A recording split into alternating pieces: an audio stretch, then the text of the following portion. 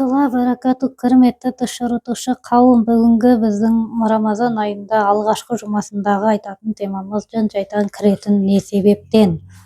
Өйткені қасиетті айда осы нәрсе бізде стримде отырсақ та, WhatsApp'та түсіріп жатсақ та, екі сұрақтың бірі болып келетін. Түсімде жолдасыма жын кіріпті, маған жын кіріпті, мен оны сүре оқып, ағызубилан айтып шығара алмай жатырмын деген сөз. Міне осы түстердің себебінен біз неге Рамазан айында сіз бұларды көріп жатсыз, бұдан құтылудың жолы қандай деген сияқты мәселелерді айтатын боламыз. Бірінші айта кететін нәрсе, Алла тағала құлын 30 күн өзіне құлшылық етуге бұйырғаннан кейін біздерге әлбетте бұл 30 күнді оңай қылдырды, яғни бізді нәпсімізбен жеке қалдырды. Бізді азғыратын жын-шайтан деген нәрселер кісенделді. Айта кететін нәрсе, бұл жындар деген адам қауымы сияқты мұсылман болып бөлінеді, яғни мұсылман және атеист болып. Себебі Алла тағала Құранда айтып қойған, мен адамдар мен жындарды өзіме құлшылық ету үшін жараттым деп. Сондықтан олар да біз сияқты намазын оқитын, оразасын ұстайтын, үйленетін, тұрмысқа құратын, көбейетін қауымдардан. Осы нәрсені білуіміз керек. Яғни бұл жерде тұтас Рамазан айында тұтас бір қауым емес, ол жерде тек қана адамдарға жаман ой салып жатқан атеист нелер ұсталады, яғни жындар. Енді бұл жерде сұрақ болады, ендеше мен неге бұл қасиетті айда мені азғырушылар болмаса, не үшін мен жын-шайтан түсімде көріп жатырмын деген осы сұраққа жауап беретін боламыз. Біріншіден, бұл жын-шайтан адам баласына жанаспайды, яғни шайтан бөлек нәрсе, оны жеке айтқан дұрыс. Жын деген нәрсе адам баласына кірмейді.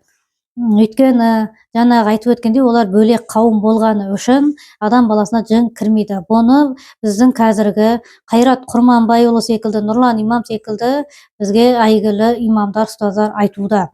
Соны біліңіздер, яғни сіздің түстеріңізге немесе өзіңіз ыңғайсыз сезінген болсаңыз, сізге жын кірмегенін біліңіз. Ал енді жын деген нәрсе ол ой салады, яғни жанасады, тиіседі сізге. Осы нәрсені біліңіз. Бірақ бұл қасиетті Рамазан айында олай болуы мүмкін емес. Себебі жаңа айтып өткендей, қасиетті айда тек адамға тиісетін қауымы ғана олардың кісендеулі. Ал енді болса да жаңа қайтадан бұл сұраққа қайта ораламыз. Неге мен онда Рамазан айында көріп жатырмын? Себебі сіз нәпсіңізбен жалғыз қалдыңыз. Сіздің нәпсіңіз өте жайылып кеткен, өте сізге иманыңызға ұсталмаған, еркіне кеткен нәпсі. Яғни нәпсі деген ол біздің үлкен жауымыз. Бізге жын-шайтан емес жау, ең үлкен жау нәпсі болады. Егер сіздің нәпсіңіз имансыз болса, сізге жын-шайтан жанасады. Ал сіздің нәпсіңіз иманыңызға бағым болмаса, демек сізге жын-шайтанның ешқандай зияны болмайды. Сондықтан бұл Рамазан айында сіздің бұндай түсті көріп жатқаныңыз әлбетте бұл нәпсінің салдарынан. Бұл Рамазан айында көбірек нәпсіні иманға тізгіндеуге бізде үйренуіміз керек. Себебі бұл 30 күн Рамазан деген нәрсе негізінде нәпсіні тәрбиелеуге арналған еді.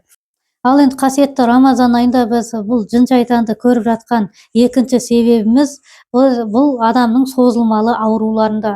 Яғни қандай бір адамда неврологиялық, жүрекке, жүйке жүйелеріне қатысты, мысалы остеохондроз, жаңағы артрит, грижа, басқа да бас аурулары, жүрек аурулары бар адамдар бұл мезгіл ауысқан себепті өздерінің жүйкелік жүйелері қозады, аурулар қозады. Міне осының салдарынан ол қараңғыда жүреді, туалетте жүреді, жын-шайтанмен араласады. Яғни бұл адамның екінші себебі осы созылмалы ауруларында болып жатыр. Бұл нәрсе бізде алдын осы күз айы менен қыс айы, яғни жылыдан суыққа ауысқан кезде де адамдар стримде көп жазған еді. Жаңағы депрессияға түсіп кеттім, түсімде қараңғы жерде жүрем, жын кірді деген сияқты. Дәл сол нәрсе қазір біздің қасиетті айымыз осы ауыспалы кезеңге келгені үшін адамдар осы түстерді көріп жатыр. Яғни бұл жерде жаңағы жын-шайтанның қасиетті айдың қатысы жоқ. Бұл жерде ең маңызды нәрсе суықтан жылыға ауысып жатқан өтпелі кезеңде адамның жүйке жүйесіне де бұл нәрсе әсер етіп жатыр. Осының салдарынан жаңағы айтқандай созылмалы ауруы бар адамдар әртүрлі оқиғаларды, сезімдерді, түстерді бастарынан кешіруде. Енді бұл жерде екі себебі бар деп айттық. Енді бұдан қалай құтыламыз?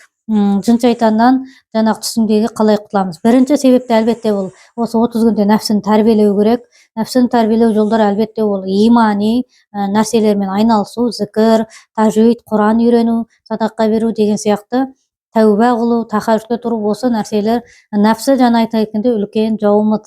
Буну акылыңызды иманыңызга, ал иманыңызды нәпсиңизди бийлетип койсоңуз, бул нерселер сизге оңайыраак болот. Экинчи себебинде албетте сиз созулмалуу жанагы жүйкөлүк кандай да бир жүйке жүйесине катыштуу созулмалуу ооруларыңыз бар болгон болсо, албетте сиз өзүңүздүн жеке дарыгериңизге каралып, ауыспалы кезеңде жүрмүн, маған осындай деп айтууңуз керек. Яғни бұл медицинада дәлелденген.